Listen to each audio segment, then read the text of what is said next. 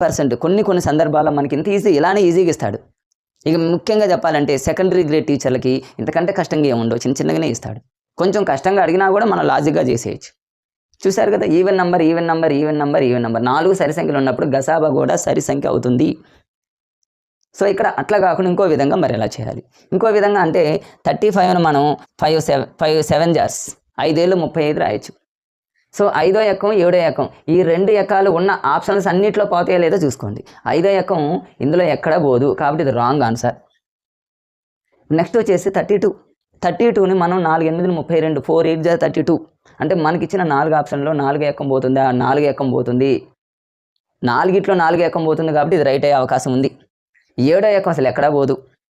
51 అంటే 17 3 51 ఇది కూడా ఎక్కడా పోదు. ఈ మూడో ఎక్కం పోదు. మూడో ఎక్కం ఒక దాంట్లో పోతుంది, రెండిట్లో ఒక దాంట్లోనే పోతుంది, మిగతా నా మూడిట్లో పోవట్ల. అంటే ఆ